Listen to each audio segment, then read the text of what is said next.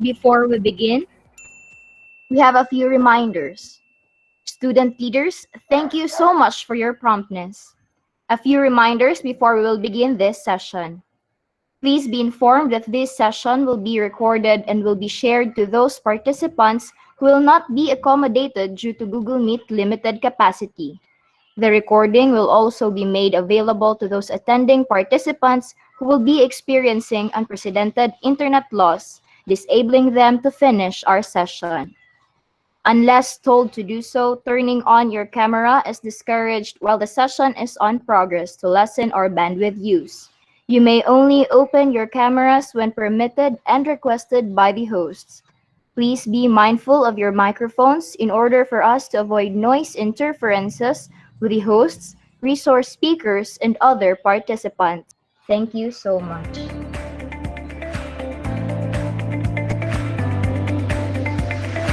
Without further ado, let us start this session.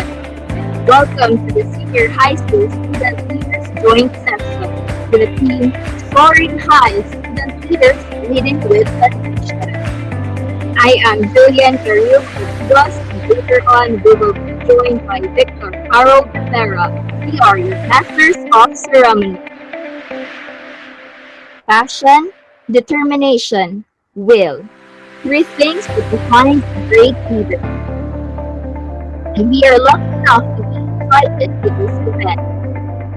This is an opportunity especially for student leaders. Before we start our main program, let us first ask the guidance from Almighty God through an opening prayer. Please welcome Mr. Adrian Neil Hamila, Vocation Club President.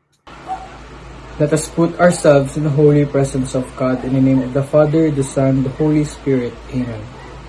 Heavenly Father, we come to you today asking for your guidance, wisdom, and support as we begin this leadership session.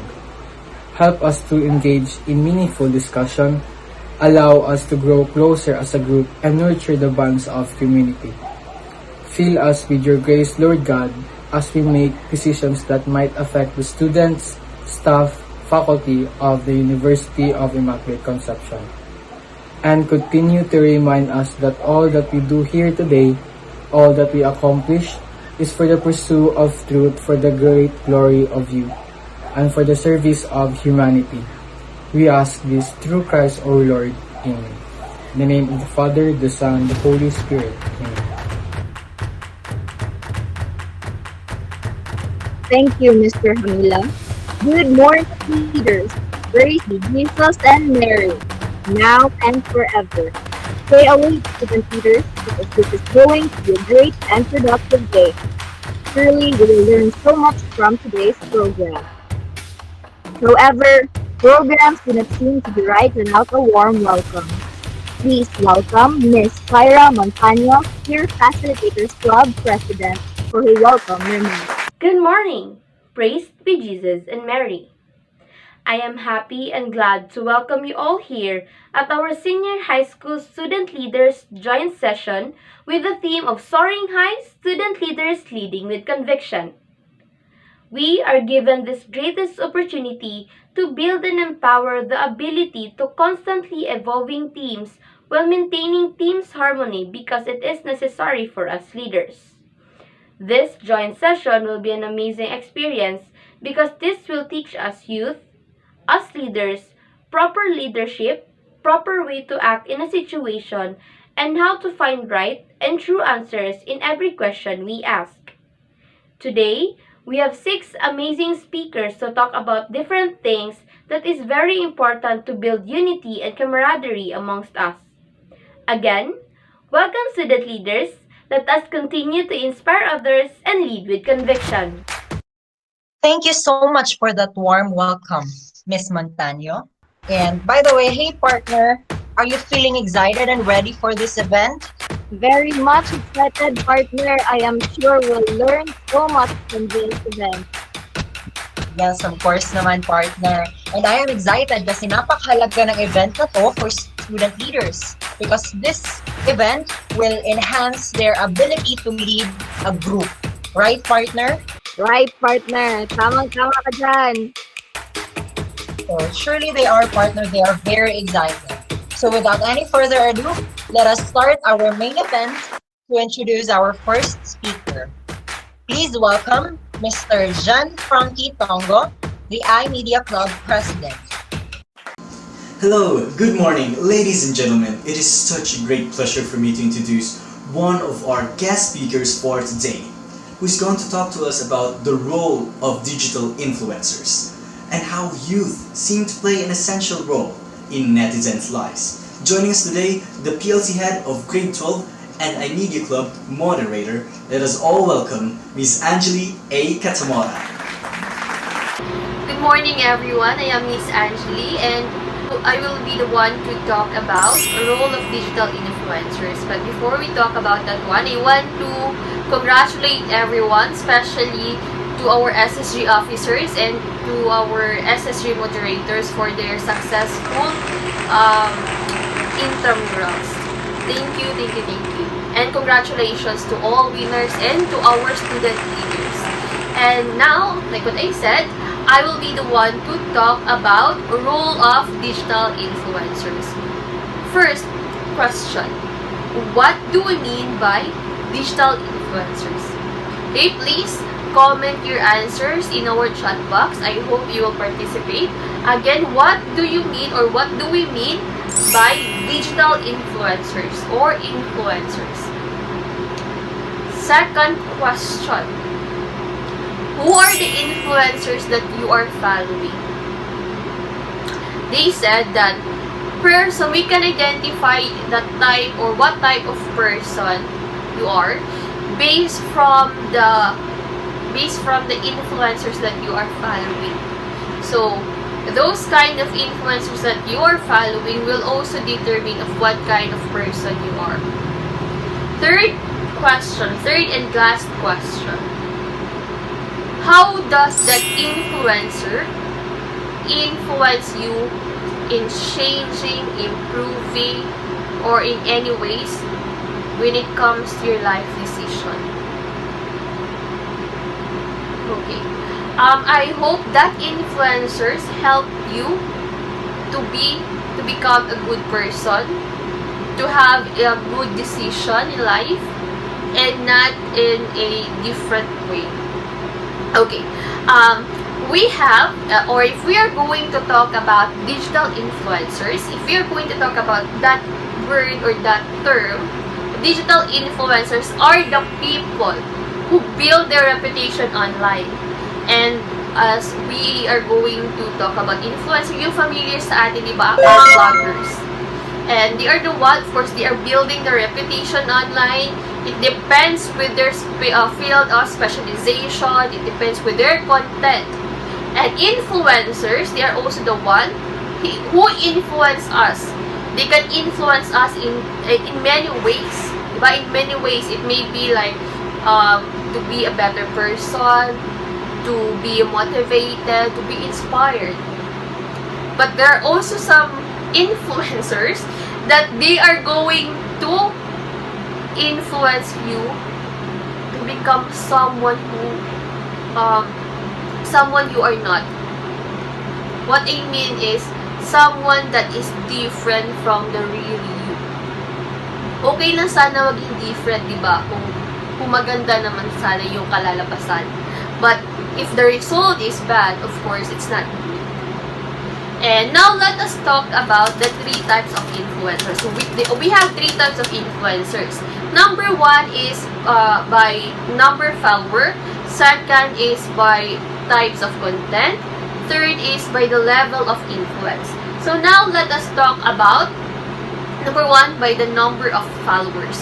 Right now, like for YouTube, there are some influencers that they will receive their play button based from the numbers of their subscribers. And the color of their play button again will also base from the number of their subscribers.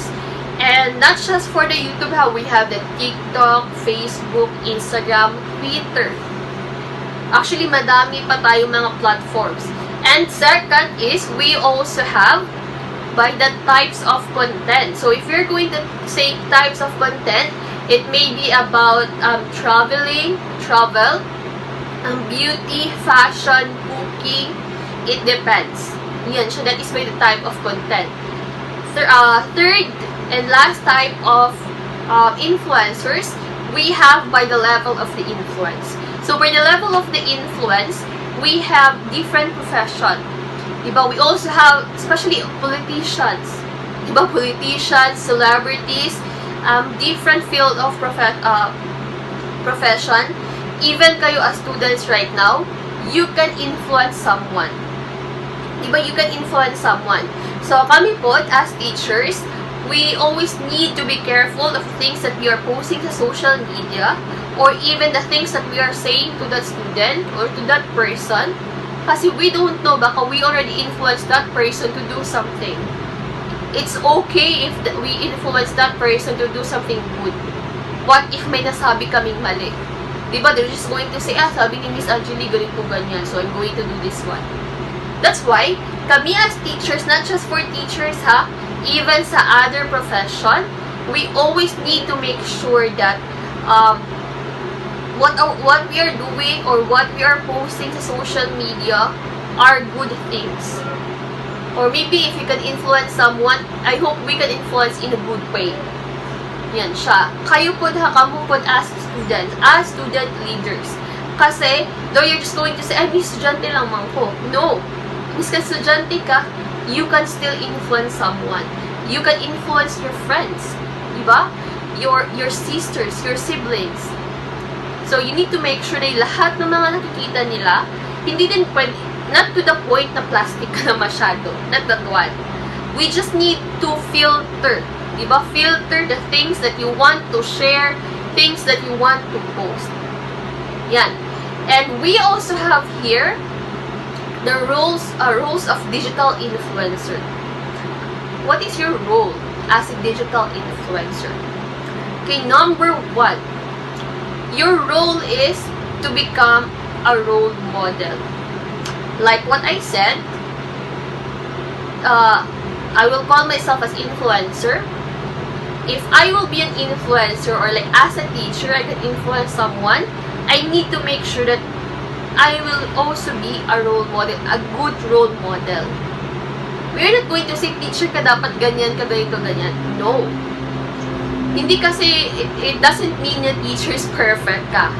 We also do, or we also commit mistakes. Diba? May mga mistakes din kami. We are not perfect. But as much as possible, we really want to become your role model, a good role model. And dapat yun din yung gawin ninyo as student leaders. Second, share your knowledge. How will you share your knowledge? You're going to say, Miss, maulaw po, Miss, I don't want to go. That's why, right now, if you notice that some of your activities, like even mga students ko, they're going to create their videos, they're going to have their vlog. Kasi if you have the knowledge, you have the capabilities, it is better for you to share your knowledge. Even ako, I told Sir Ace, maulo ko, mahadlo ko. And he said na, Miss, okay lang na kay mga students naman ganito. Naku, Miss ka na, Sir, mahadlo ko. But still, I'm trying my best right now to talk in front of you. Yan siya. If we have the knowledge, it's better for us to share our knowledge. We can use any platform. You can use your social media accounts. You can have the Google Meet, the Zoom, or anything. Diba? Kahit if you will just talk to your classmates, that is one way of sharing your knowledge. Third and last, important, raise awareness. So in raising awareness, there are lots of concerns right now or issues right now, especially sa mga teenagers ha. Ang daming problema. There are lots of persons who experience early pregnancy, depression, mga mental health problem issues, and also cyberbullying, bullying. Diba?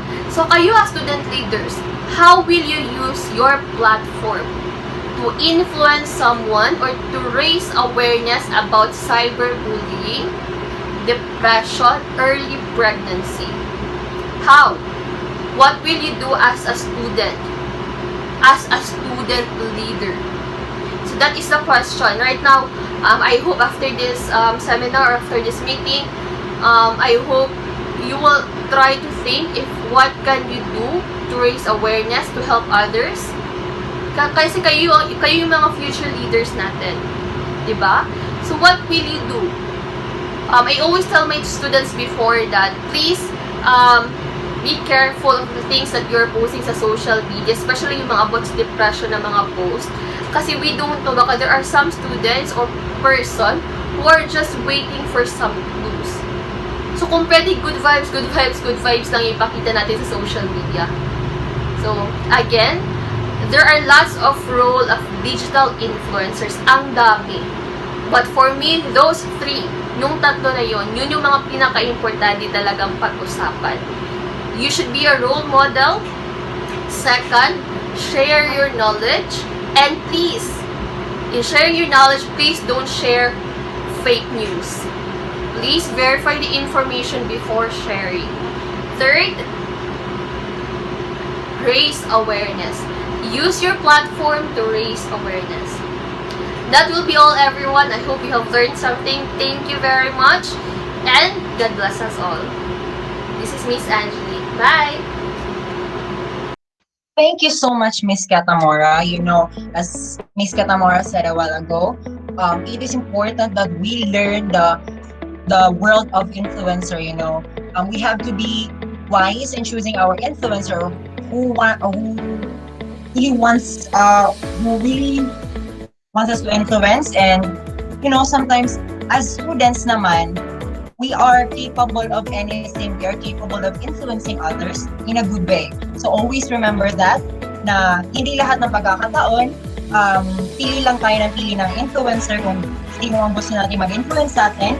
And hindi lahat ng pagkakataon, kailangan natin mag-influence na everything na gusto natin i-influence. As long as you are following your moral beliefs in influencing others, that is okay. So I hope everybody had acquired new knowledge about influencers for the topic 1. Of course, we will learn so much for today. To introduce our second speaker, please welcome Mr. Adrian Vilhamila, Vocation Club President. May I call again Paula Siacion to introduce our speaker for today. So to introduce our next resource speaker, she graduated Bachelor of Secondary Education, major in Mathematics in Broken Shire College of Davao, and she is currently taking up her master's degree in UIC. She is also one of the senior high school teacher from the Bahada campus, and lastly, she is the Vocation Club moderator of UIC. So please help me welcome Ms. Clarabel O. Fernandez. Good morning, sir. Good morning, students. Good morning, teachers. So, my topic for today, it's all about stewardship, the duty of good faith. So, here are my questions. For number 1, what is the meaning? Number 2, what are the characteristics or values of a good steward? Third, how can you become or how can you be a steward as a student leader? Okay? Good morning, guys. So let us watch this video presentation. Okay, the parable of water.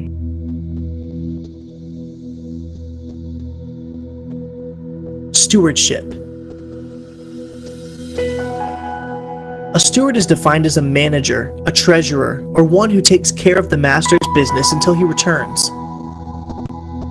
When we make the commitment to follow Christ, we become stewards in his kingdom, managers of the resources that God grants to us. Psalms 24:1 says, "The earth is the Lord's, and the faithfulness thereof, the world, and they that dwell therein." When we understand that everything belongs to God, and that we are appointed to manage his resources, ownership ends, and stewardship begins. So what are we actually stewards of? God grants everyone different amounts of resources to use, but we all have the ability to use what we have to enhance the kingdom. There are things like our time, talents, our bodies, the gospel, opportunities, our finances, and much more. Imagine that you stored your resources in a bucket. At any time, you can add to and take away for various things. When you get paid or have a day off, you put those resources in your bucket. Perhaps you have to pay some bills or you want to buy someone lunch. Some will have to be taken out. Either way, there is a supply and demand. When we accept Jesus Christ into our lives, though, a new source comes into play. We no longer own the bucket. We no longer own the resources. We do, however, have access to them and decide how to use them.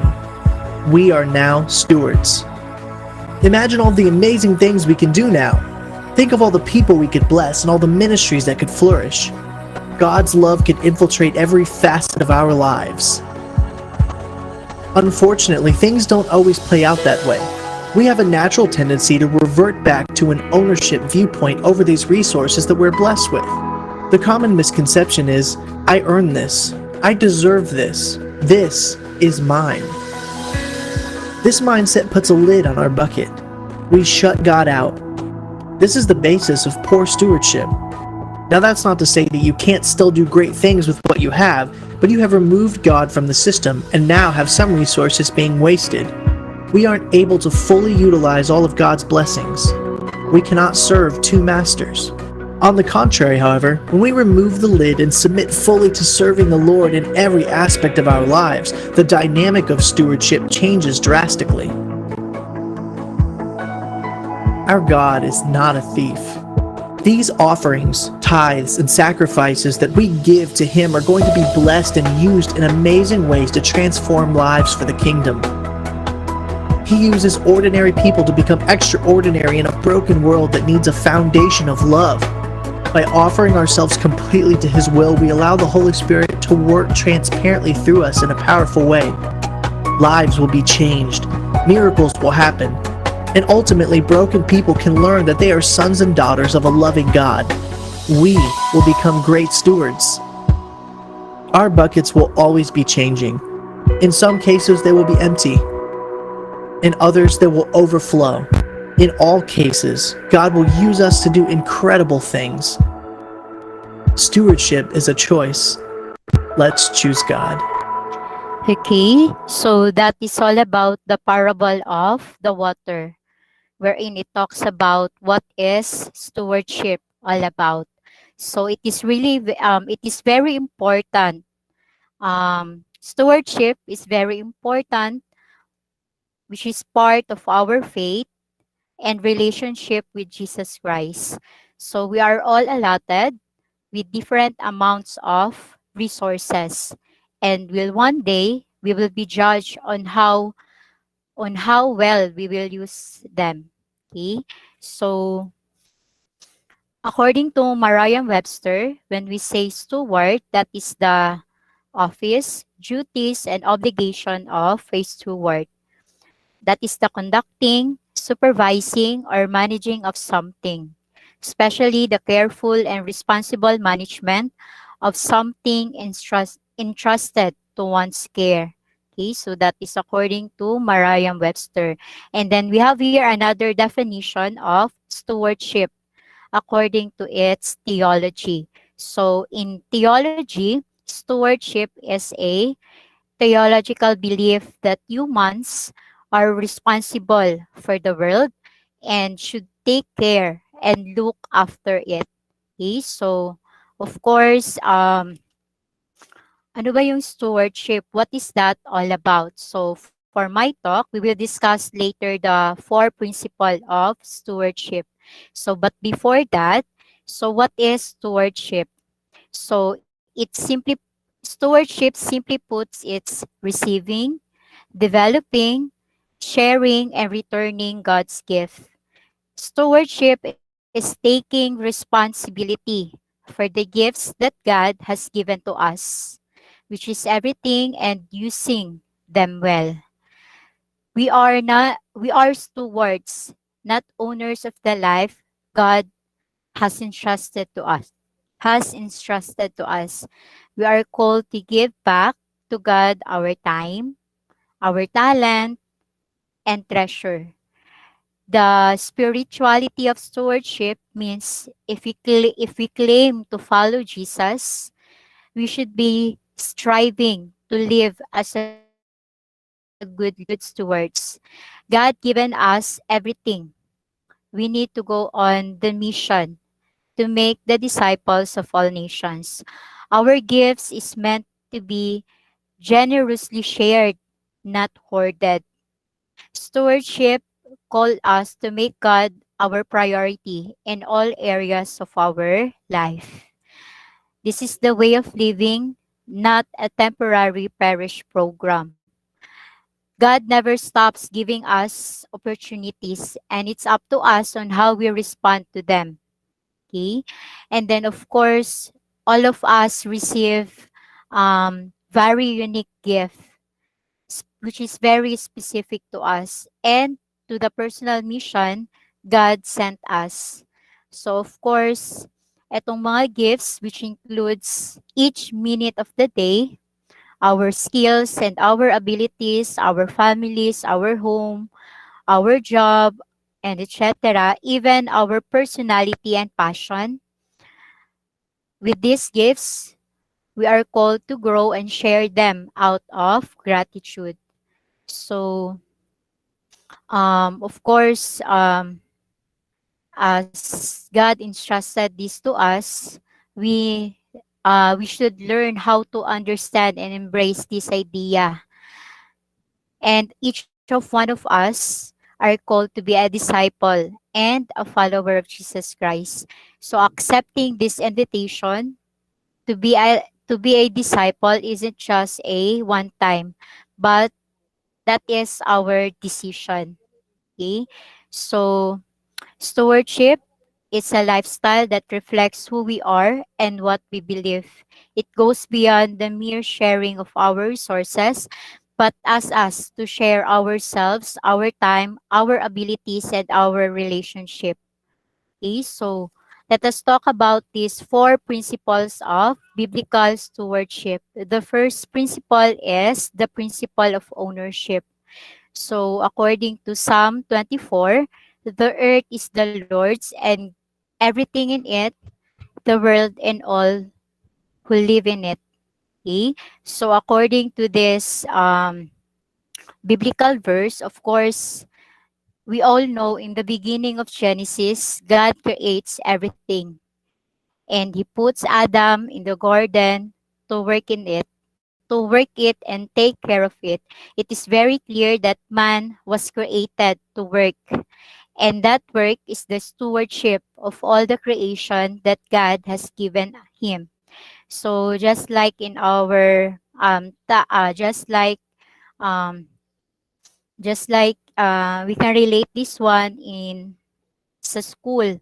Okay, so of course the principle of ownership in relation to stewardship, God owns everything, and we are just simply the managers or the supervisors or the administrators acting on his behalf. Okay, so therefore stewardship expresses our obedience regarding the administration of everything God has placed under our control.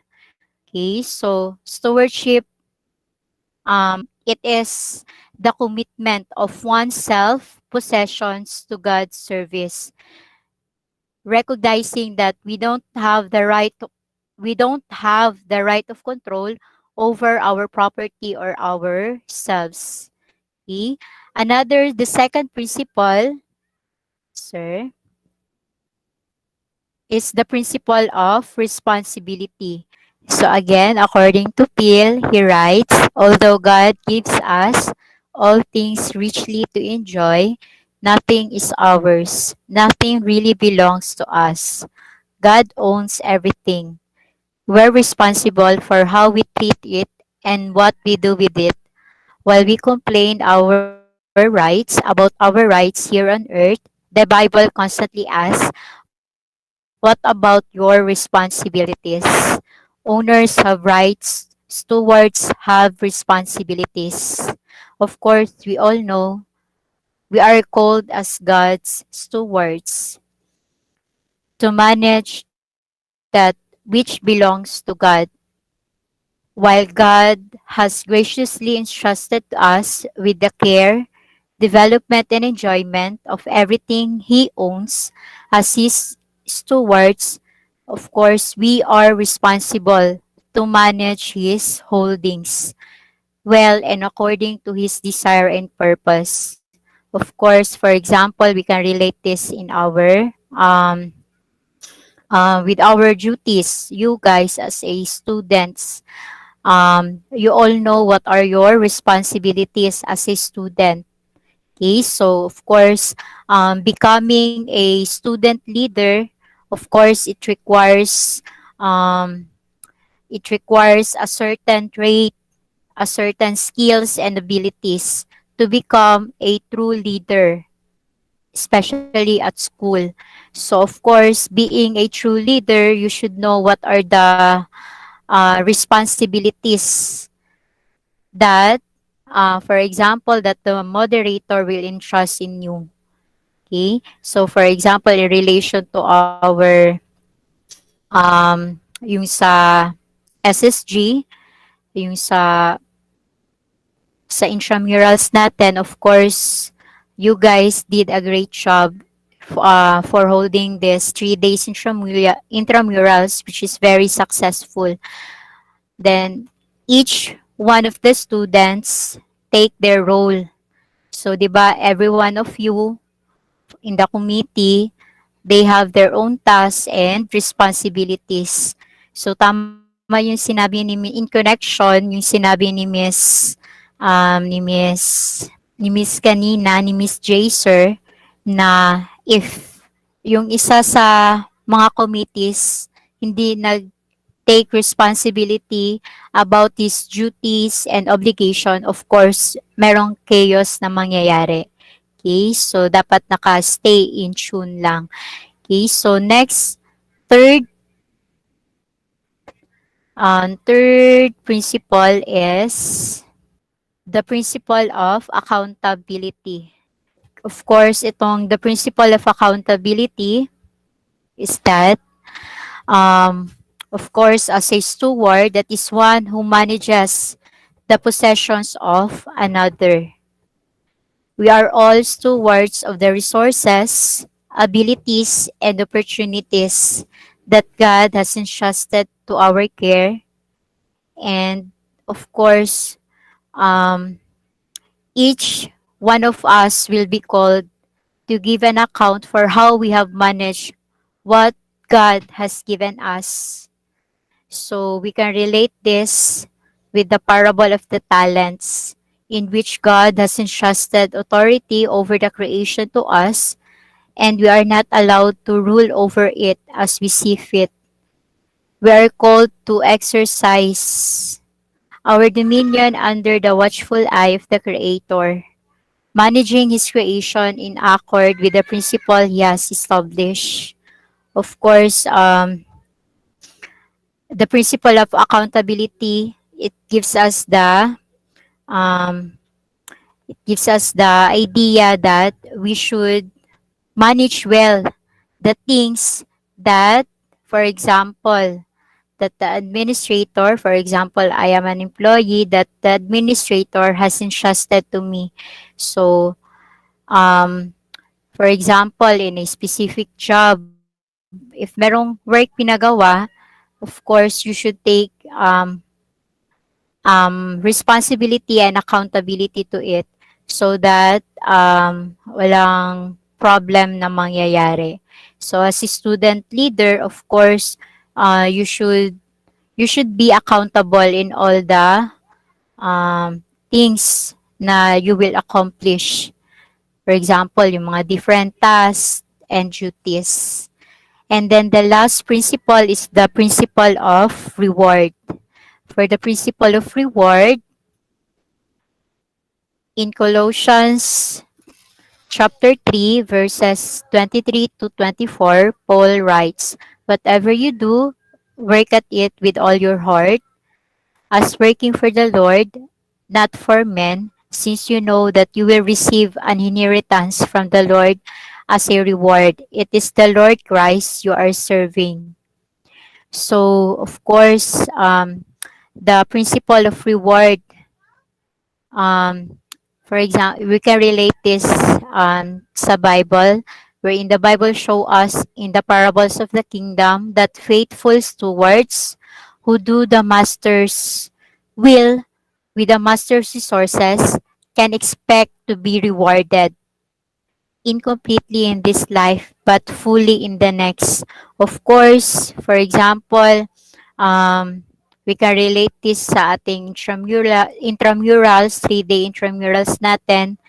Of course, as you take the responsibility and accountability in doing your tasks and obligation, of course, at the end, it will be very rewarding kasi the event is very successful. Kasi in every um, effort or effort that you make, of course, at the end, meron siyang reward. For example, you guys as a student who are striving hard or aiming high to have a good grades. So of course, you know your responsibilities and duties that you need to work hard for it, study for the lessons and etc. Passing the requirements on time kasi you all know na at the end, it will pay off all your hard work and hardship in doing those tasks. Kasi you all know na at the end, it will be very rewarding. Kasi you know deep inside in your heart na you did your best in accomplishing those tasks for you to become a successful one day in the future. So of course, ito sa topic ko today, always remember the core values of the UIC, which is faith, excellence, and service. Kasi these three core values, it will help us it will help us grow and mold us to become a good leader someday. Okay, so of course, dapat you should possess these characteristics or values of a good steward kasi you should be a good example, especially to others who look up high on you guys. So itong student leadership training natin is an avenue for us students to get an ideas on what are the ways or what are the tips na makuha nyo in order for you to become a good leader, not only in your field, but hopefully someday in your, as you grow older. Okay, so that's all for to my talk. Thank you, Sir Ace, for this opportunity. Hope na you have learned something in my discussion today. So always remember the characteristics and values of a good steward.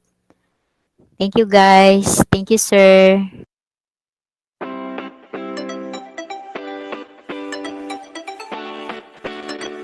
Right. Thank you so much, Miss Fernandez, for that wonderful session of yours. Right, partner? It was indeed informative. Very informative, partner. Let's proceed to our next resource speaker. To Oh, introduce yes, of our course. third resource speaker, please welcome Miss Jazel Nicole de los Reyes, an Ensemble Club member. Yes, hello. People.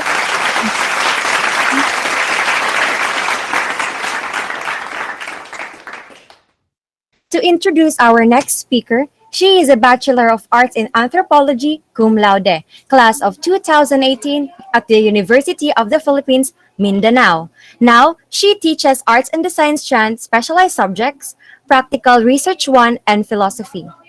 Ladies and gentlemen, our very own UIC Senior High School Ensemble Club moderator, singer-songwriter, Ms. Jazer Billones.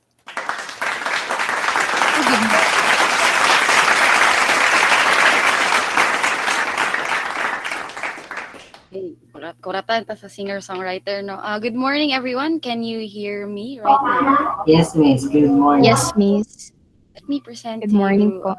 my present. Okay, Madayaw student leaders, and good morning. Okay, so I will be talking about one of the most important things that we need in this digital age because everything is so fast-paced and everything moves in a very fast pace. Okay. So, performing tasks in harmony. So, I will be using concepts in music as to how we can apply the concept of music, music theory, particularly the harmony, into our daily lives. So, a person is many things. A person is a son or a daughter, a student, a leader, just like all of you here, you're all leaders, a sibling, a cousin, maybe, um, a club member, and the list goes on. Now, we go by every day wondering why are there so many tasks to achieve? Well, one of the obvious answers is the long list of roles that each person has. Now, so every role that we have increases the number of tasks we need to accomplish. Notice that 1 year old babies are not expected much by their family to do anything except eat and sleep all day. So sana all. Okay? So babies wait all day to be fed and bathed by their folks. So they are not expected much because they are just a baby. But how about when that baby turns into a 7-year-old? Do the responsibilities and expectations of the people around that kid changes? Okay? Palong-agon ba siya sa iyang mama or unsa ba suguon ba siya manghugas og plato? Things like that. Now, how about for example, that kid becomes a senior high school student? Does the task of that person increases? Well, for me, my answer to that is a definite yes, because going by the premise that I said a while ago, sani, as our age increases, our task will also increase. So every single day of my current 23-year-old self, I need to achieve a lot of tasks. Okay, so I am a teacher. Okay, I need to monitor my students' progress, such as missing activities, consecutive absences, and I need to prepare for my lessons because dili pwede na mo diretso lang ka dasmag magklase ka dira walay padulngan ng imong klase. So we need, as teachers, we need to prepare a lot of things like assessments and such before we enter a class. So I'm also an advisor of one of the most remarkable people I have met so far. My palangga St. Thomas Aquinas. So if you are here, shout out to you guys. And as an advisor, I need to monitor many things such as their attendance, their behavior, and if there are some complaints from their subject teachers, I need to also address those things and a lot of things. So I'm also a club moderator. So as a club moderator, I have the task to lead and inspire young student artists here in the University of the Philippines. University of Immaculate Conception, Senior High School Department. So I had the privilege to become a club moderator of this awesome people. Okay, so I'm also a daughter to my parents because there are times that our parents will give us some errands to achieve, so like groceries, submit documents in their offices and such.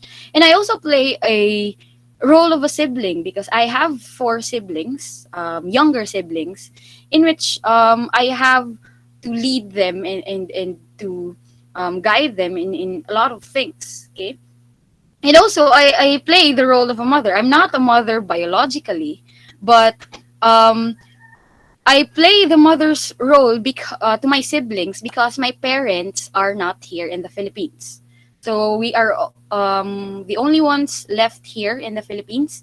So my youngest, our youngest sibling is still on kinder. I think she will be forever kinders because she is a sa SPED, so SPED Bangoy in Saksa because she was diagnosed with mild autism. Okay. Now, um, so this is an example of how one person plays a lot of roles. Okay. So if you do not know how to organize your tasks properly, it would be an utter chaos. So if you do not know how to juggle things quite nicely, then it will become a chaos. So have you ever noticed that during the pandemic, our number of tasks increased? Because of this pandemic, we were forced to have an online class, so we have to stay in our homes while attending our classes. So I had an experience that one of my students was asked by her mother to fetch their clothes in their backyard because it had started raining. So while you are a student, you are also a son or a daughter to your parents. Kanang instead of the face-to-face classes in which you can really concentrate because there's no parents around you. But right now, you are studying in your home. So tendency is nak panghugas sa plato nak pamilo sa sanina, nak pakauna sa mga iro. Things like that. Now, now if you're not one of those people who is not good in organizing your tasks or in Bisaya, gubot ka na tao, you will encounter some complications in future. So your life will become chaotic if you do not arrange it. So just like in music, if you will use a note that does not belong to the set of notes played all together, it sounds awful just like this one. Okay? So let me play to you a something on the piano. So this sounds nice, but let's add a saag na note. So see, this one, it does not sound nice. Why is it so?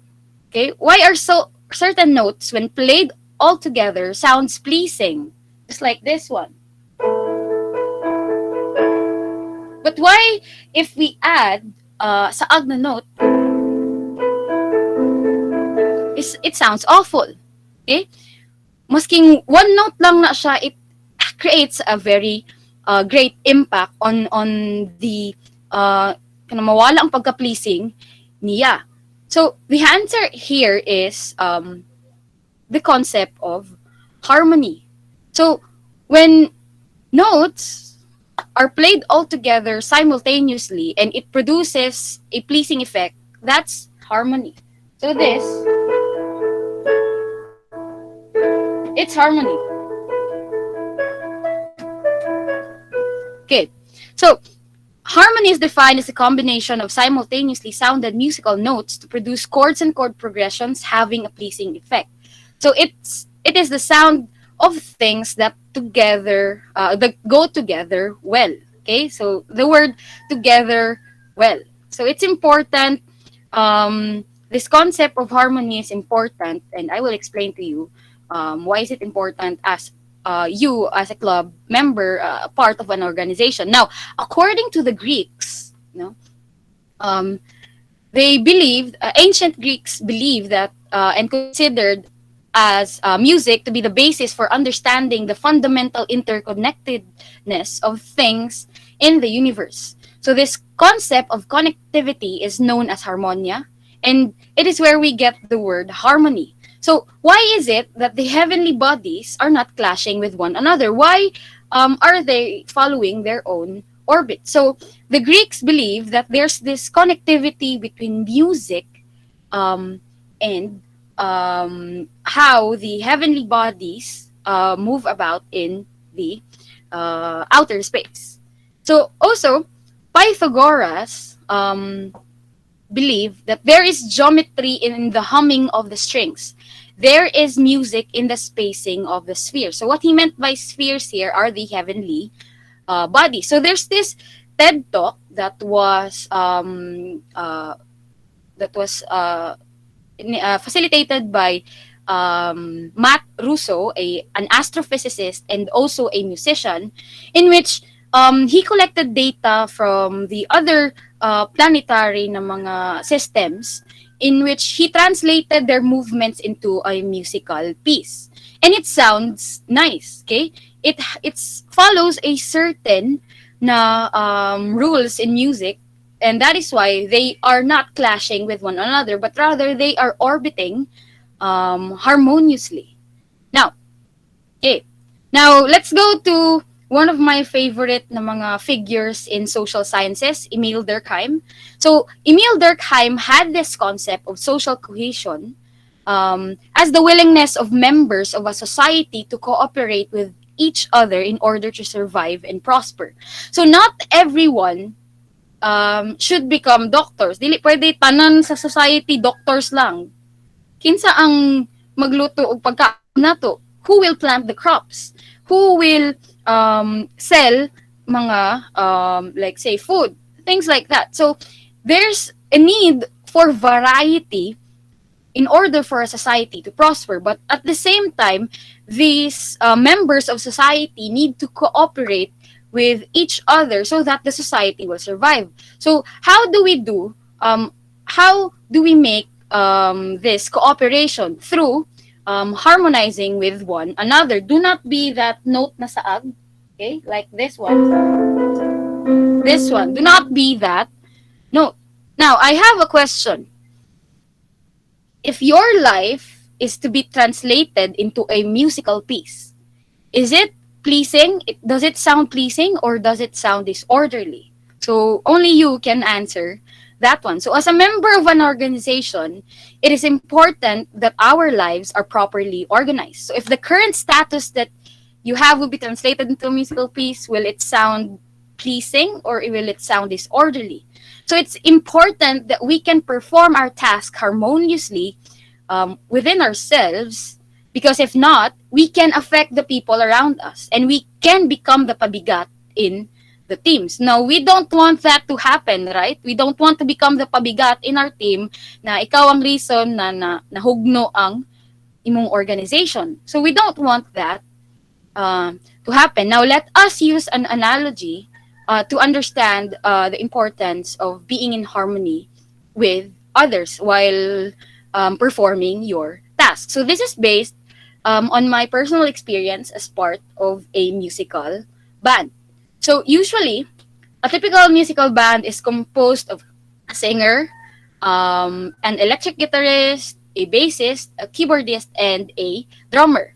Now, if one of these band members are, say, their musical instrument is not tuned well, then it can affect the whole performance. There's a possibility that the accompaniment that you will be doing is not in tune. In short, in Bisaya, yabag. Okay? But we don't want that to happen, right? Because people will really hear, hala, yabag lagi tuway. Nganong lahi siya sa iyang mga kauban. So, people will raise eyebrows on that one. But this can be fixed if a musician is disciplined in his or her craft. Because the rule of thumb in music playing is tune your musical instrument before a performance. So one of the things that you can do to have discipline, to be in harmony with others, is to have discipline. Okay? Because if you're disciplined, you can properly interact with the people around you. Now, let us use another example. There's this thing called beat in music. So like this. So beat is the standard unit of time in music. So whenever you tap your feet to the song, that is the beat. So there are instances that a musician can be off beat, which is caused by different factors. So that is why we need to practice a lot if you are a musician in order for you to become offbeat. But there are times that we cannot avoid these things. So one example is when you are performing on a live audience in which you cannot hear your bandmates well because the crowd and the audience is so loud in kanang mag-cheer sila loud kay di mo madungog. I had an experience that one last year's intramurals. While I was performing, I cannot hear my own voice and the musicians. But what I did is that I constantly look at my musicians kung saan na ang ilang gina-play, so that in order for me to be on track. Now, that is why musicians and singers on stage, when performing on a live audience, they have an in-ear monitor. Kabantay mo, they have an earphones here, because in order for them to be able to hear their the other musicians, what is currently playing. So, and also musical directors can also speak sa ilaha through that headset. Now, so that is, but another factor that a band member is offbeat is because of arrogance. Okay, why? So to be in a band means you need to be mindful of your bandmates. Dili mamiya, in short. So as per experience, I that is very skillful in playing his instruments, but is also so arrogant in showing off his skills on stage. Okay, he was not mindful of his us, which led to his untimely guitar solo. Nabiyaan in gyud in tawon mi kay naguna-una siya sa iyahang guitar solo. So the next thing that we need to do to perform our task harmoniously with other people is to not overestimate yourself, but also be mindful of the people around you. Be humble at all times. So the concept of harmony can be applied as to how we perform tasks as a community in here sa UIC senior high school department. So for example, let me use the recently successful event organized by our very own SSG, katong intramural. So by the way, congratulations for having a successful event. So it was a successful event because the organizers were in harmony with each other. Now try to imagine if one of the intramurals committee was not functioning well in their task. Then it would create a chaos and mismanagement, and it would be like the note that did not belong to the family of notes. Okay? Klaro kayo na yabag. So let us learn a lesson from harmony and apply it in our lives. So remember, you will surely detect an off-key na note. Do not become that note. Be in harmony with the organization that you belong to, because I believe that the world is a better place if everyone lives in harmony. So let me leave to you with a verse in the Bible that was written by Apostle Paul in 1 Corinthians 1:10. I appeal to you, dear brothers and sisters, by the authority of our Lord Jesus Christ, to live in harmony with each other. Let there be no divisions in the church, rather be of one mind, united in thought and in purpose. So thank you everyone for listening to my talk, and God bless. Thank you so much, Miss Billones. It is really quite amazing listening to these resource speakers, and surely we'll end up becoming great leaders. Before we proceed to our next resource speaker, dahil iniwan ako ni Victor due to some unfortunate interruption, let me introduce my new partner, Adrian Hamila. Partner, tingog pod. Thank you so much, Miss Laban Brianna. lang, It's partner. really quite amazing listening to this resources speaker, right, partner? Yes, and we will surely end up becoming great leaders. And Miss Billones is without a doubt a great musician. That's right, partner. Are you still awake, UICians? Before we move on to our next topic and to awaken our mind and soul, please welcome my friend, Miss Vane Erica Matias, an ensemble club member.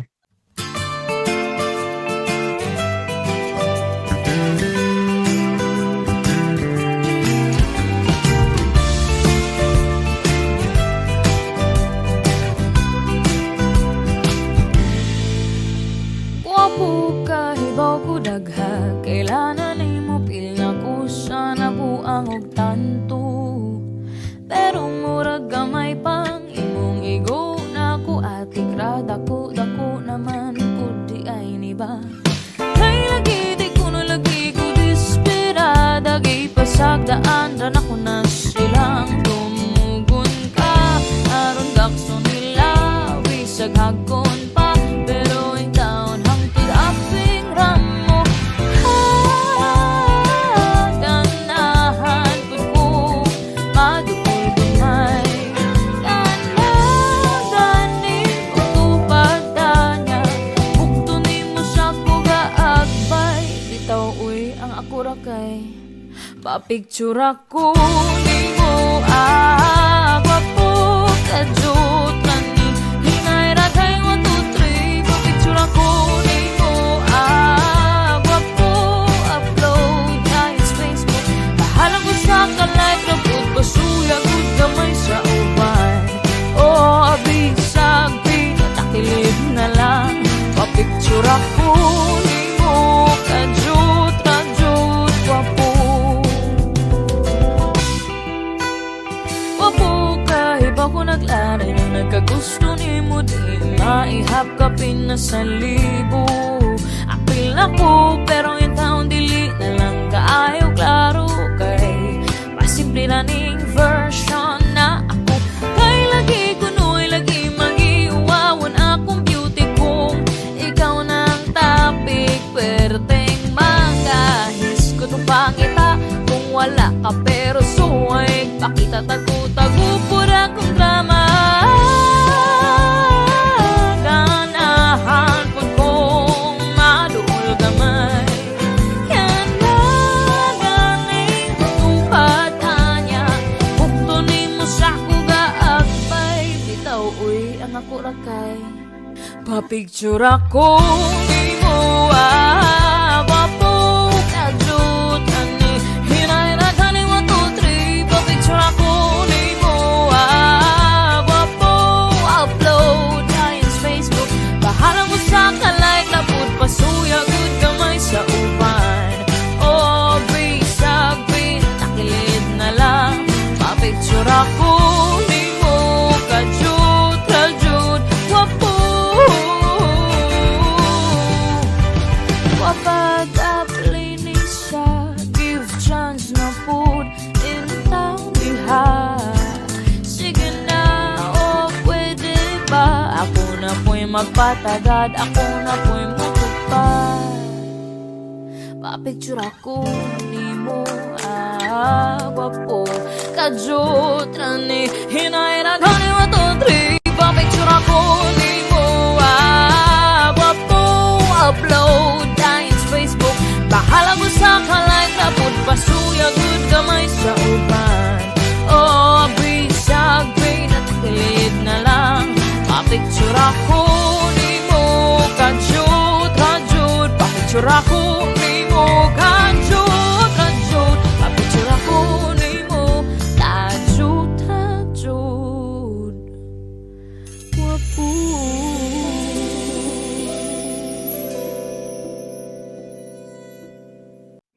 Thank you so much for that, Miss Matias. UICians are very talented, right, partner? And I am pretty sure may tinatago ka ring talent dyan, partner. Which one, partner? Wow, that's quite a lot. And now, let's move on to our fourth resource speaker. Please welcome. Do you have team issues? Well, you get to know the 5 stages of team development if you're going to get through any of those problems that you may be having. So I'm going to teach you just that, and you can use it for your projects and everything else that includes a team. Hi, welcome. My name is Ace, and you can call me Sir Ace for short. And I am a process-sensitive person. Did you know that? I mean, you can call a person like that when you see them as accommodating, assertive, perfectionist, very conscientious, until you perceive him as intimidating. But that was before. Now that I learned those character traits might endanger my relationship with my friends and colleagues, so now I call myself a work in progress for a change of heart. Every team has definitive stages that they go through, and what I'm going to be sharing with you is the Tuckman model, which are the 5 stages of team development. I've been doing this for a long time. SSG officer for 4 years in high school, and academic club officer again for 4 years in college, and even in my 3 years in the world of work. And I find it over and over again. These stages of group development are true. So I'm going to share with you what they are so that you can have an awesome team.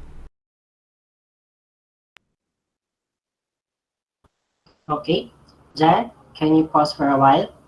So I want to ask the participants a question. Okay, so if you actually perform it, no, you get energized while doing it, and you do it frequently, then say yes to it. Okay, so these are the items when starting working with the team. Okay, first is I make sure that I personally know my teammates. If you say yes, count it one, then no, just count it later. Okay, so for number two, I impress my team member to get along with them. And for the third question, I set guidelines to ensure that things are running smoothly with other teammates. Okay. So kindly count how many yes and kindly count how many no responses for those items. Just comment it down. Okay. So while waiting for the other participants, may I ask Jillian? Okay, Jillian, are you with me? Or Yes, I'm sir. alone? Okay, so at least I'm not alone. What's among these three questions? Saan ka nag-yes? Parang sa second, sir, where I impress my team members to get along with them. Because I always believe that first impressions last Because? talaga. Kaya I try to impress them slightly para naman makaget along ko sila through the whole process of doing the project or doing our job as team. Okay. How about other participants? Can you comment how many yes you got from these three items? Okay. Sige. So, let's proceed. I will explain the first stage of from the 5 stages of group development. John, please continue. Stage 1, forming stage. So everyone's got together, everyone's polite. This is where people are kind of hanging back, seeing what the norm are. People are not going to present new ideas. Everyone is agreeable at this stage. It's quite lovely. It's kind of like when you are meeting someone for the very first time. Everyone's on their best behavior. In this stage, work is not the main focus here. You just want to become more familiarized and you just want to build some basic relationship. If you were thinking about team building or icebreaker, you got it right. As a leader, you are guiding everyone in this direction, so it is the forming of the team and we are feeling each other out at this particular stage. Okay, for the next set of questions. So, again, you say yes if you actually perform it, you get energized while doing it, and you do it frequently. Okay, so these are the questions. When working with the team, my ideas don't usually agree with my teammates' ideas. And next is I rather do things alone to ensure quality work and refuse help from my teammates.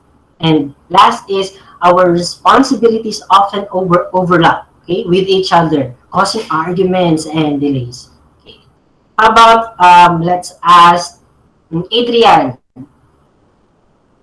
Are you with me? Adrian, can you hear me? Julian, wala yata si Adrian, iniwan ka. So Julian, balik sa'yo. Okay, same question. About these three questions, saan ka mostly nag-agree? I'm sorry. Go ahead. Parang wala, sir. Most of the time kasi I just agree with what my teammates say because most of the time we have the same ideas. And I don't usually work alone because I really value the opinion of my teammates. Kaya ganun sir. Parang no ako Yeah, sa lahat, your sir. answer is actually advancing to the next stage. That's fine, that's fine. Parang, Well, if others would say yes to, would have three yes, that's fine. It's normal, okay? So, well, this is just a phase. This is just stages of group development. So it's okay, no? So if you don't, if you say no to all of this, that's still fine. Maybe you are still in the forming stage, or maybe you already advanced to the next stage. Okay, Jan, can we proceed for the stage two? Stage 2, storming stage. All right, you just got out of forming stage. Okay, people are now going to start showing their own leadership styles, working attitudes. There may be some conflict popping up. People may have hidden agendas because they're getting more comfortable. It becomes a really interesting stage. You may even find that team member are challenging the person of authority. Okay, who are actually trying to drive the teams to a different direction, or maybe just because their leaders forgetting the members' involvement in the decision making. So it is very important stage that you address what you need to address. So if you are managing the team or the leader of the team, then you get to call the attention of a neutral member or your moderator in the room, okay? And you have to say exactly what is that you have to say exactly what is it that is really happening, okay? So enough with personal biases. A lot of teams get stuck at this stage. And why? Because they are afraid to hurt people's feelings or to challenge the room. Okay? Again, they are afraid to hurt people's feelings. I promise you, you will stay in this stage if you don't call out someone's hidden agenda, poor behavior, or if their working style is clashing with everybody else, then you really are going to have problems and your project may not even finish. So don't be afraid. The stage is normal. In fact, expect it. Okay? Now that I think anyone is here, okay, I have to say, okay, we are forming right now. Oh, you guys are awesome. We're going to go through storming.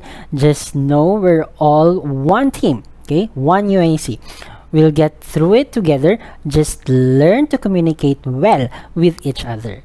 Remember to speak with kindness at all times. Okay? Have you ever experienced a storming stage on Teams? Now, for the next set of questions. Okay? So, Adrian, I hope na anak ka, ha? Di na niyo mabiyaan si Julian. Yes, sir. Sige. Sir. So, I'm so and then, sorry. yeah, you say yes. This is, para sa all participants. So, again, you say yes if you perform it, and then you get energized while doing it, and you frequently do it. Okay? So, when working with a team, okay? So, I know my specific roles in the team. Siguro, as president, as secretary, treasurer, and etc. And next is, I understand why our leader becomes bossy during team meetings, okay? And another is, I religiously follow rules and regulations because I know it really matters. So this is actually yung sagot ni Julian kanina. Okay, so Adrian, let's hear from you. Okay, hi sir. For the seventh question, sir, my answer is yes, because as a club president, I know my role to our organizations. And for the eighth question, I understand, sir, sometimes I become bossy in terms of selecting members to perform an activity, but I disseminate all the activities to them, sir. So I treat them neutrally and equally, sir. And for the last question, I religiously follow the rules for the activity given for us in order to obtain organizations to our club or organization. Thank you. Yeah, that's right. It is very important that you know how to delegate tasks to others, or else you're going to have you take over responsibility to everything, and then you get overwhelmed, and then expectedly you will get stressed out, and then physically exhausted or emotionally exhausted or mentally exhausted. No, you think a lot of things. So it is important that you divide the task. That's why we are making committees in every activities to divide the task, and we will allow everyone to work together, no, as a team. Okay, so let's proceed, Jan. Thank you, Adrian, for answering. The third stage of Tachman model is norming. Okay, so you've gone from forming to storming, and now norming is coming. The clouds have parted. Oh, how awesome is that? So people have gotten well from that sickness. Okay, they're now starting to realize something about working as a team. They're very aware of their own activities, and they are going ahead in doing them. Okay, so if you're the president or mayor of this team, well, then guess what? You have less work to do because everyone's taking ownership. Everyone is starting to understand the end goal and realizing that together they are really going to move forward towards it in a much easier way. So this is a lovely stage, the norming part, and you're really starting to learn instead of what are the negatives, what are the positives of us all working together start to come through, and people start to attract to that and move forward with that, which is a lovely, lovely thing. Now your performing mode. Does it stay there forever? Just so you know, if you add a new person, you change something in the scope or something in the timeline, you tend to go back and repeat the stages. Okay? So now the good news is you can quickly go through them again and get back into performing. But you will go back, have a little bit of the fever because you have that shift. Something new was introduced and you can get back there. Okay, for the next set of questions, again you say yes, and you count the yes, number of yes, and you count the number of no. Okay, for these questions, when our job is about to end, okay, malapit na talaga matapos, or maybe baka tapos na talaga. So I usually had a feeling that our goal is in the same direction. Okay, next is we ensure that we are using the best practice methods to attain our future goals. Next is I usually had confidence that my team can easily adjust to the changes that are happening. Okay. So Julian, you know the drill. I will give you this second question. Okay. For number 10, sir, I usually feel na had a feeling na our goal is in the same direction because I know that as a team, we have the same goal of making things better or producing a better, what do you call this? A better outcome. And for number 11, we ensure that we are using the best practice methods to attain our future goals.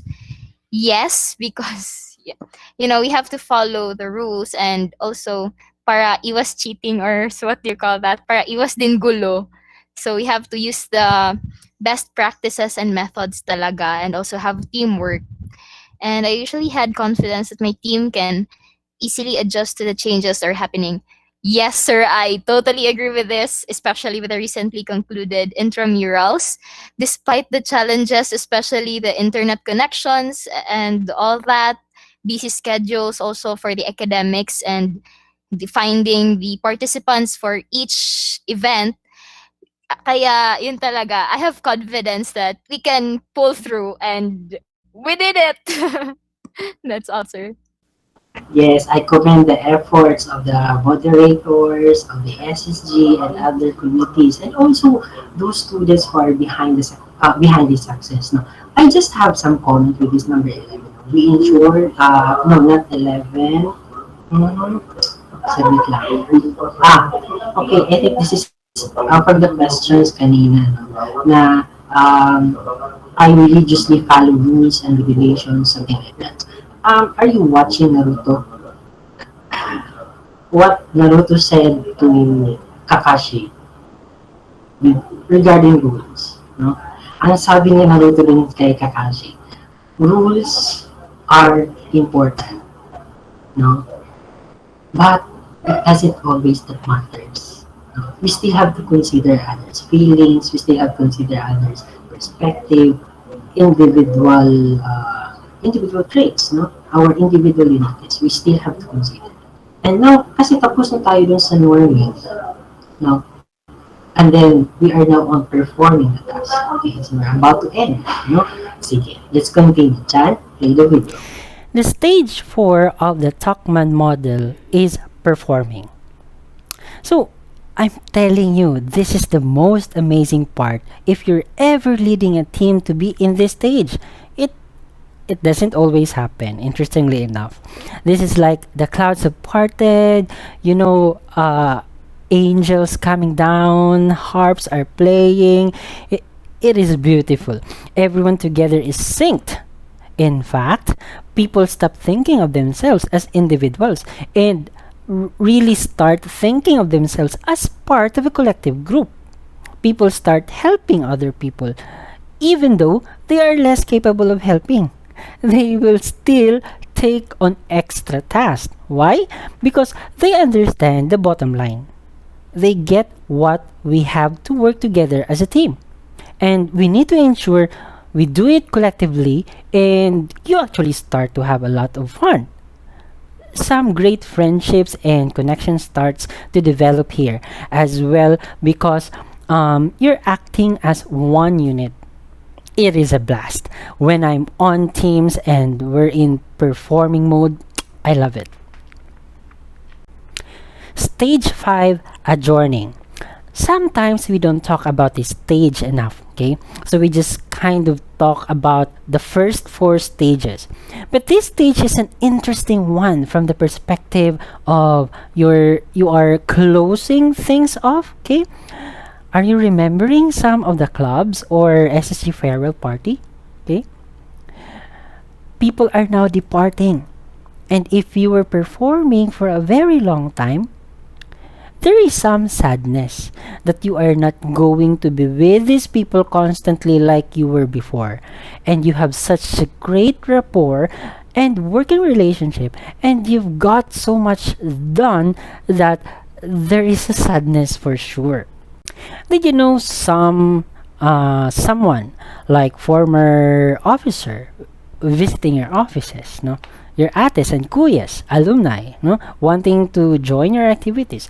Those who are still commenting on your post in our activities. That must be one of the effect of depriving your team from a farewell party. So give yourself a little bit of breathing room.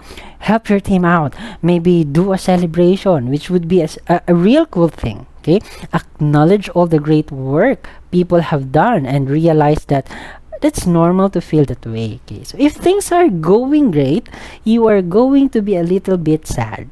No doubt about it. If things were not going great, you've been in storming, you're going to be happy to get out of that position or just resign, no? But we're not going to go there because I know you're going to get everyone through the 2 performing stage. Okay, so that is what a journey is all about. Okay. Okay, so itong stages of group development, according to Tuckman, it is much easier to go through with the storming stage if we communicate well with other members of the team, no? And if you are going to discard all the biases, so you focus on what is important and what is urgent at the moment, no?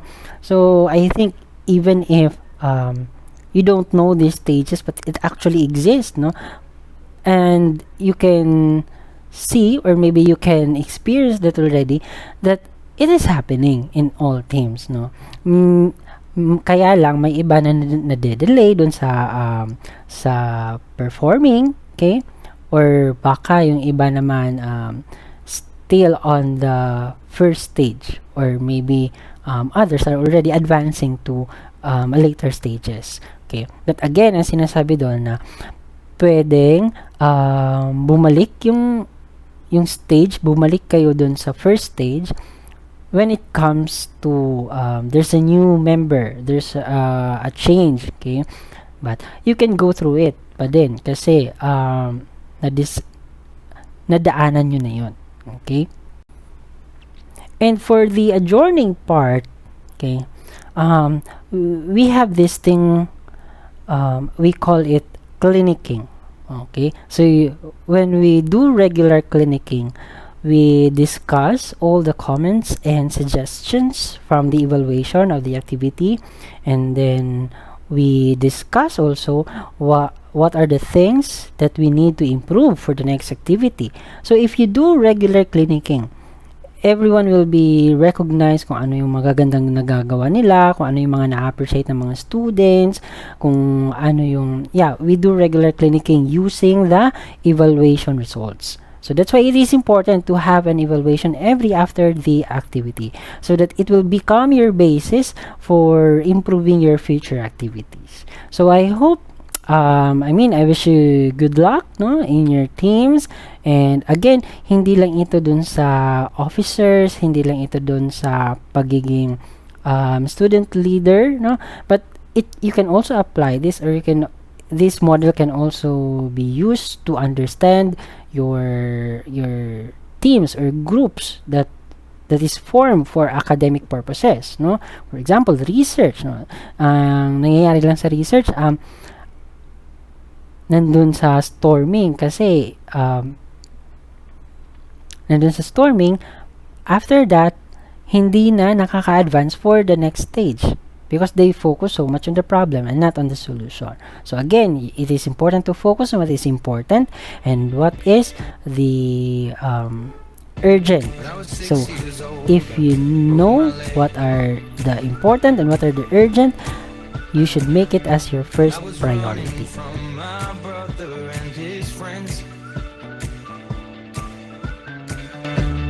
Thank you so much, Mr. Matilak. I am sure everyone takes charge to the next topic. How about you, partner?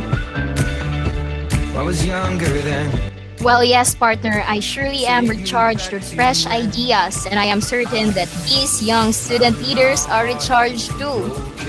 Exactly. To be recharged more fresh ideas. To introduce our fifth resource speaker, please welcome Arabella Lucena, SSG Assistant Secretary and Treasurer of the Bonifacio Campus. So for our next speaker, she graduated as cum laude with the degree of Bachelor of Arts major in English Literature last March 2015 in the University of Immaculate Conception. She's currently studying at University of Immaculate Conception to claim her master's degree in arts major in English. She is a senior high school teacher and she is our student service coordinator. Let us welcome Ms. Isadora Masinadjong. Hello everyone, this is Miss Isa and I am your speaker for this seminar's literacy session, the new challenges among students and student leaders. Before I proceed, let me tell you why I wanted to discuss literacy among thousands of topics out there. Last year, this was one of the topics during the Leadership National Summit I attended together with some of the students who are joining us, wherein Mr. Aguirre was our guest speaker. And though the topic was actually for teachers, I find it relevant to be shared with all of you as student leaders. Why?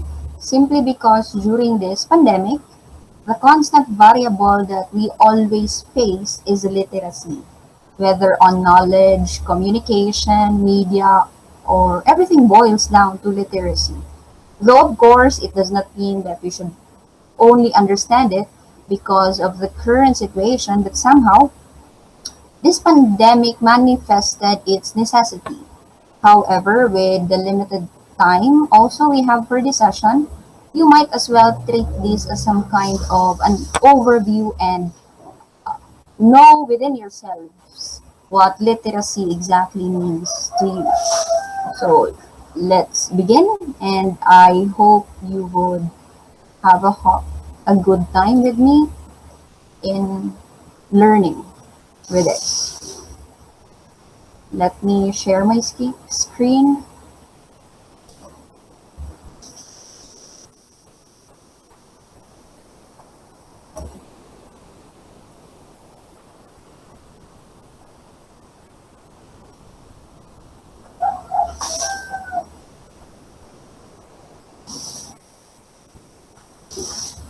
Alright, so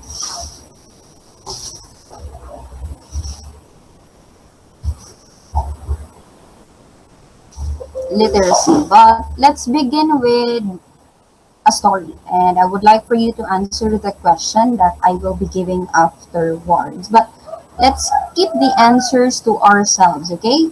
You'll know as we continue whether you are right or wrong. So let's start. This is entitled Poison Pen Letters by Arthur Tong. So we have this. A prominent television star had many loyal fans, but he also had those who thoroughly disliked him. Some of the latter sent him hate letters and notes when they made a mistake of signing their names. He instructed his secretary to answer in these words. Several days ago, I received the enclosed letter with your name attached to it. I am returning it to you with a feeling that an intelligent, responsible American like you should know that some idiot is sending out letters over your signature. Warmly yours. Okay, so let's go back and let me read it again for you. A prominent television star had many loyal fans, but he also had those who thoroughly disliked him. Some of the latter sent him hate letters and notes.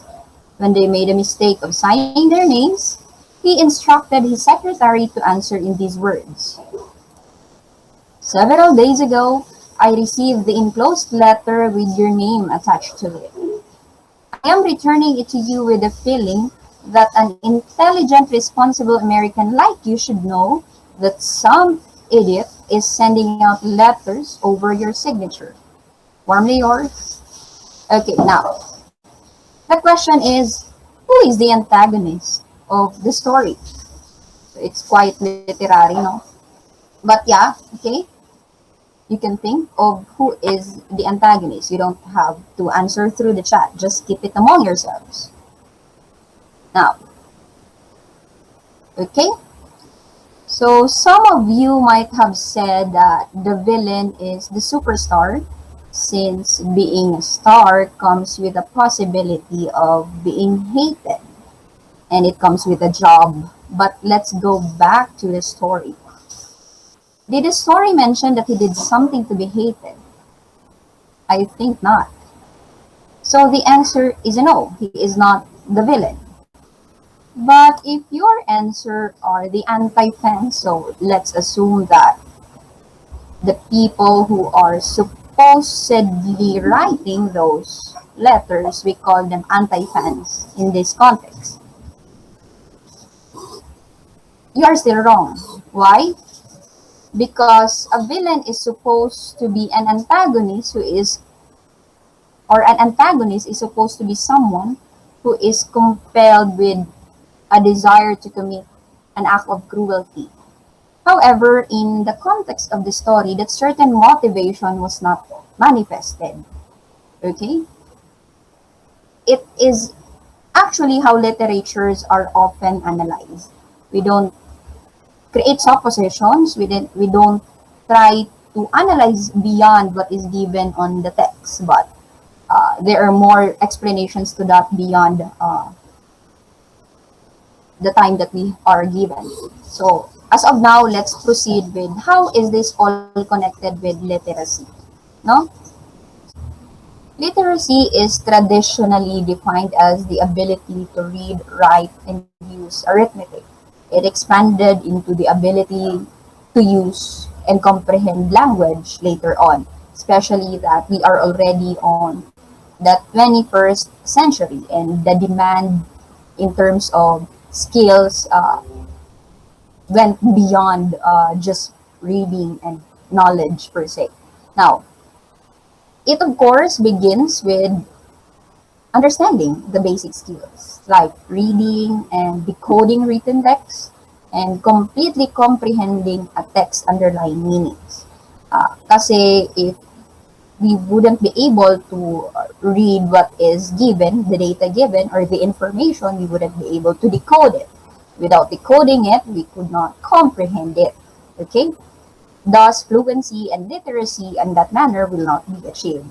So, as student leaders, it is essential to learn these basic skills, though often neglected, because it will help you overcome one of the primary hindrances in leading, which is proper communication.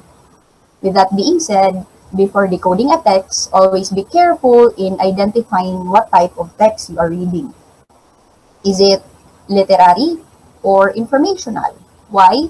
Because these are the two major types have different subtypes, as you can see on the screen. For instance, in comprehending literary narratives like fiction, drama, and poetry, we look into these important elements like the problem, the theme, the characters, if it's a story, or setting, and the plot structure. So, with the help of these elements, we will then be able to find the big issues. Okay? Now, if it's, on the other hand, if it's an informational type of text, meaning factual, we look into different elements as well, like the topic, what is the main idea, what are the supporting details, text type, purpose, structure, language, and target audience. Before we can decode and then we comprehend. So, as you can see, there is some kind of a process, di ba? However, regardless of what type of text you are reading, whether it's informational or literary, you should remember to really actively read. Kasi we have passive readers and active readers. Diba? Actively read to decode and comprehend. Kasi without actively reading, our brain becomes stagnant. So it doesn't function what it is supposed to do. Diba? Passively reading doesn't allow us to retain or probably understand the information or decode the text. Ang nangyayari is that we are just monotonous. We just for the sake of reading, di ba? Pronouncing the words and all of that. So there is a difference. So everything else would be affected with that. Okay? Always remember, after identifying what type of literary text, what type of text rather, whether it's literary or informational, you go back with the basic skills to achieve literacy. Okay, that's the point. Like in this digital era, we have a lot of fake news and people often share it on social media, whether on Twitter, on Facebook, and then people instantly create their own opinions to the point of harsh comments online. Now, as student leaders, read, but do not assume something that is not given on the text. We don't automatically give some kind of subjective opinion kasi we are probably fueled by circumstantial factors like our emotions or our environment that allowed us to create an implication on the text that we have read, lalong-lalo na from different sources. Okay? So, going back, we are talking about literacy. And with the emergence of data that are really too much for us to know whether it's wrong or is it true or is it false, the most important thing that you also have to remember is that do not jump into conclusions. Do not jump into suppositions. Why? Kasi that would tantamount to failing in achieving literacy. Kasi 'di ba, going back with my example on poison letters, uh, why did I ask who is the antagonist of the story, and at the end of the day, wala namang antagonist? Because the text doesn't tell you that the fans are those who are wrong. And it doesn't also tell you that the superstar is the one who is at fault. Technically, because of our probably moral or ethical considerations, we assume, nagsusuppose tayo na that is uh, he or she is actually the antagonist. Okay? Pero if you don't know what is technically the real definition of antagonist, you are giving assumptions. So that is also how fake information are blown up. Okay? So dun papasok yung being wary of information and reading talaga, reading, decoding, and comprehending. But again, reading, decoding, and comprehending doesn't give you the right to jump to suppositions. Okay? Like, for example, literacy comes with being wary of fake news and fake information or wrong information. Because upon the moment you give wrong information to one person, it will become a never-ending chain of lies. And that is what we don't want to happen. Remember, as student leaders, literacy is essential as it will become a vital skill as you embrace larger responsibilities in the future. Okay? Or even now.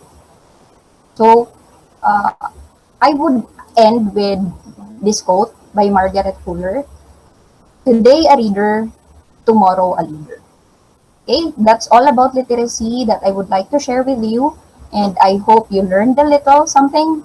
Thank you so much for listening, and I hope you enjoyed this short talk. God bless. Have a great day, everyone. Thank you so much, Miss Masinadyong. Hey, partner, I have a question. Do you like literature? Surely I do, partner. I love literature so much. It makes me feel good when I write poems, songs, and stories. How about you, partner? Yes, I do, partner. I love literature, and it is important to students as well. Yes, partner. It is important to enhancing your 21st century skills. Exactly. To introduce our last speaker for today, please welcome Ms. Nicole Rain Tripulca, the SSG Grade 11 representative of Mahada Campus.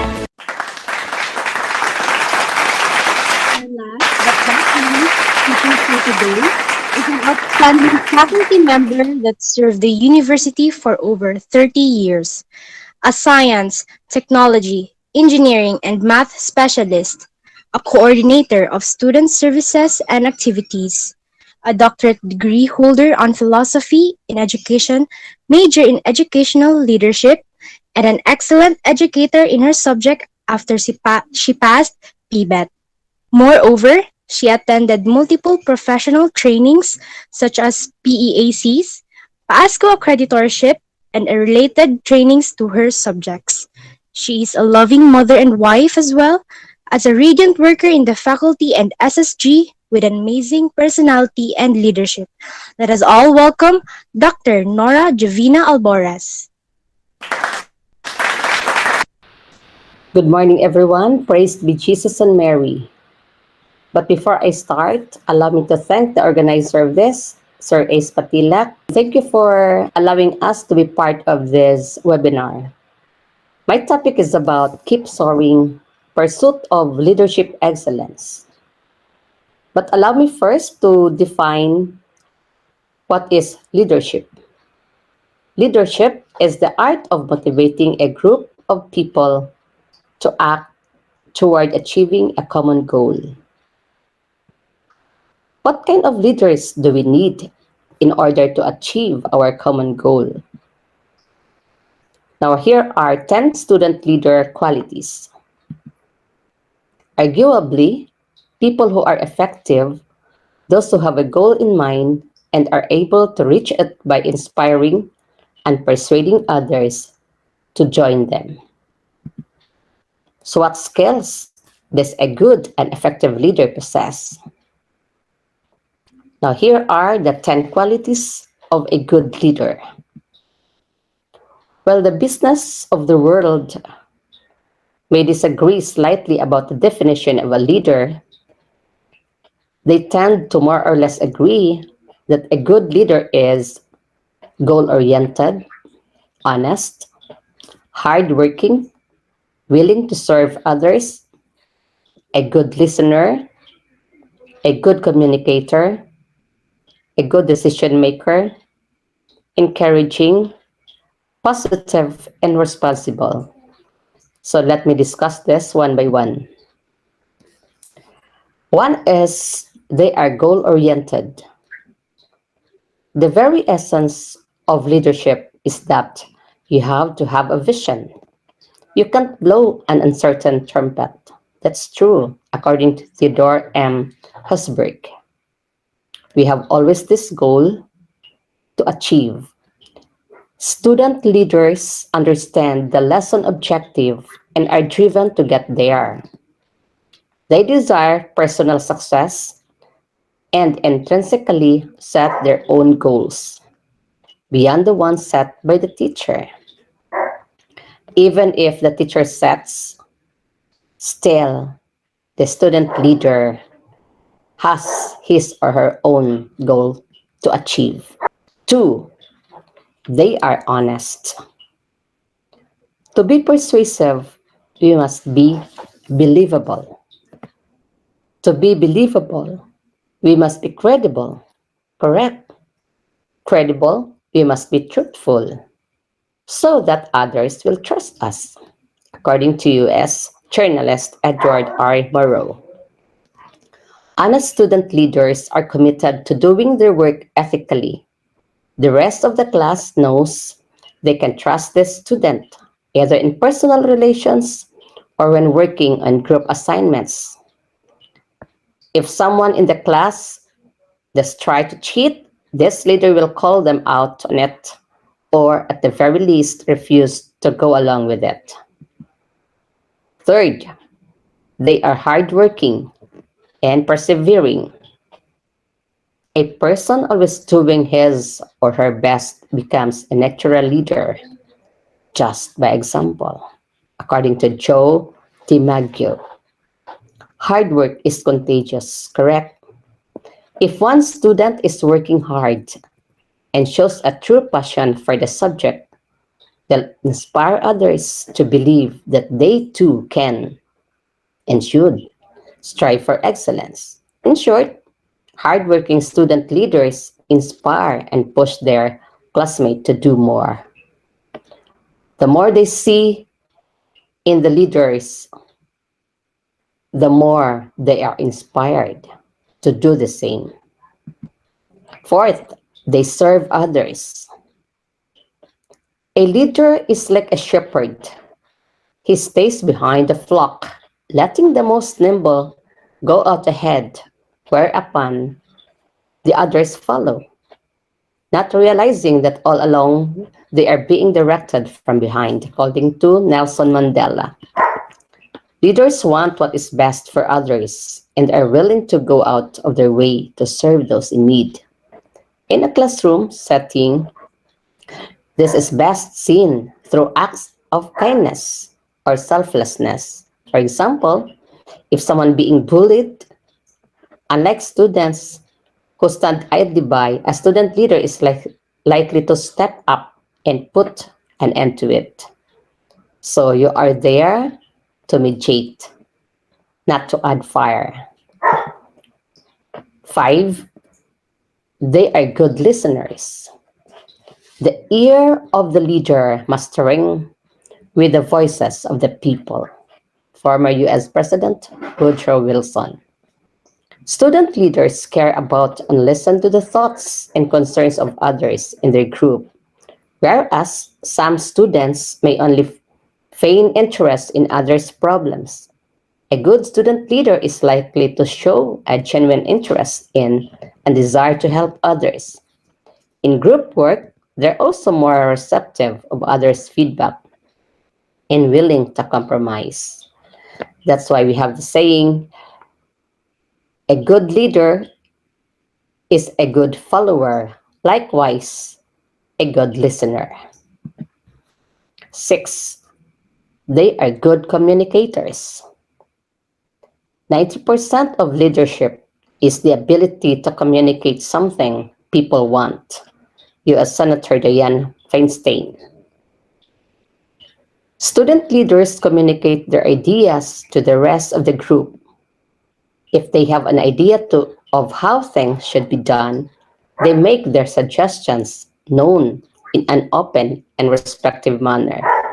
And this is very evident in our leaders in the senior high school. Congratulations, leaders.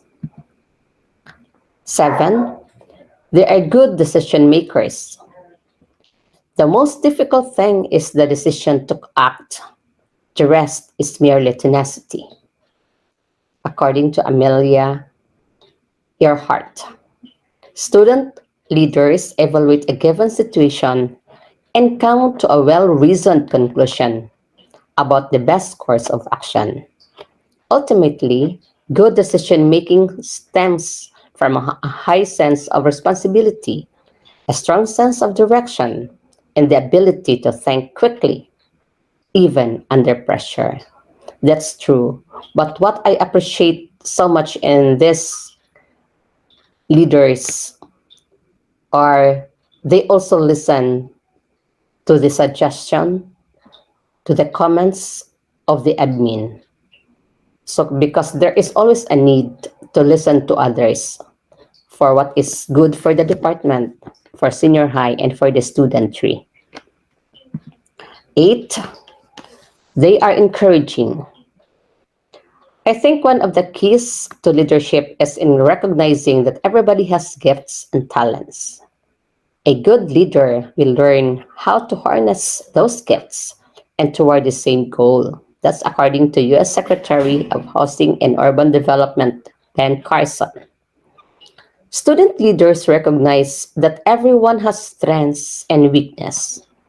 They affirm and utilize the strengths in the group while also assisting in the areas of weakness. That's true. So our help can be evident. There are people who have weaknesses, but leaders have also this because we are not all perfect. We have strengths and weaknesses. If we see people who have weaknesses, we have to complement. Okay, next. 9, they are positive. Leaders instill in their people a hope for success and a belief in themselves. Positive leaders empower people to accomplish their goals according to known. Student leaders believe that whatever goal has been set can be accomplished, even if it may seem insurmountable. Their confidence inspires positivity in others. So that's true. We don't only monopolize things, we also empower others to be part of all activities. Like what you just have accomplished or achieved, the senior high school virtual intramural, very successful. Even if there were lapses maybe, but they are covered because what they see is the success of the activity. So congratulations, leaders. And the last is they take responsibility. Who doesn't? Leadership consists of nothing but taking responsibility for everything that goes wrong and giving your subordinates credit for everything that goes well. That's true. According to former U.S. President Dwight D. Eisenhower. If something goes wrong, student leaders do not pass the blame or make excuses, but take responsibility for their part. Then they learn from it. Do what's needed to correct what went wrong and keep moving forward. When it comes to success, these leaders are likely to be humble and recognize the efforts of their group and not just their own. Okay, so you are the leaders of tomorrow. So, what is best now? Congratulations, great leaders. And good day. Wow, that's a wrap. Quite a wrap. Thank you so much, Dr. Alvarez. Indeed, this day is a productive day for everyone, I guess. Right, partner? Yes, partner, and I am certain that these young student leaders are now ready to conquer the world with their leadership, especially now that they have listened to different topics from our different speakers. Exactly, partner. If we have If you have a warm welcome, we have the word of thanks. Please welcome Miss Emil Cerise Avila,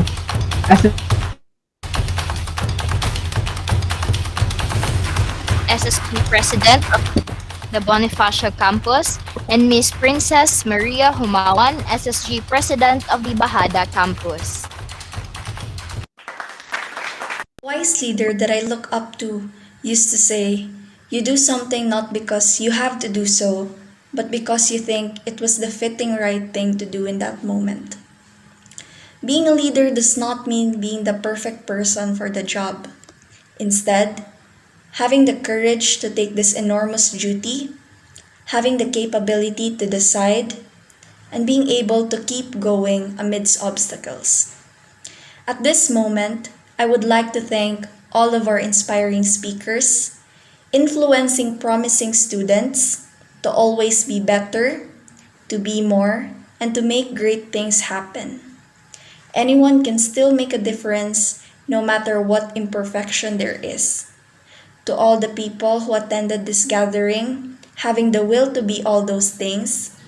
And lastly, to the organizers and facilitators for making a job well done in conducting such an honorable event. May we all continue to be more than the highs and lows and do greater things as we conquer greater obstacles along the way. Thank you and God bless us all. To the teachers and student leaders, good morning. I believe that all of us had been very busy for the other matters that we are attending. However, the Peer Facilitators Club moderator, Sir Ace S. Matilak, managed to pull off and made this senior high school student leaders joint session possible. It is a great pleasure to have a fruitful discussion with all of the club moderators that taught us today and left lessons to our mind that we will remember. The time we spent may not be enough, but even in a short period of time, we are able to acquire new learnings about being a leader in today's generation. Leadership is the challenge to be something more average. And I believe we are not born to be leaders. We are made, guided, and molded by the help of our teachers and parents. We are made just like anything else. Through the dedication and hard work, we will achieve our goals to become a student leader.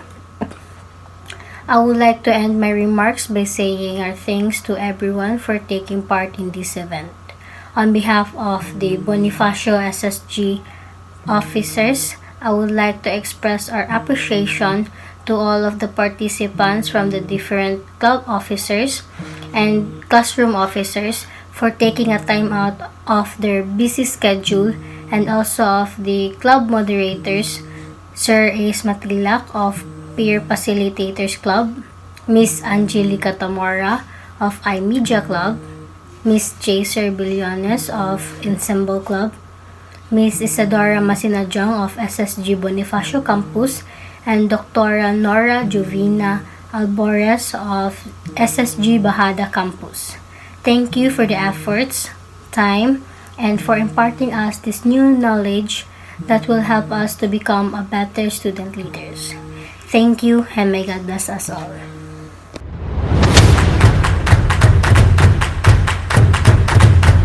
Please welcome Mr. Adrian Neil Hamila for the closing prayer. Heavenly Father, as we come to the end of our time together, we thank you for what has been accomplished here today at this webinar. May the matters discussed serve as a catalyst to move us forward and cause us to advance and see growth in all areas of our lives. May we leave here recognizing you are the God of all wisdom and you are willing to lead us forward. This we pray in the name of the Lord Jesus. Amen.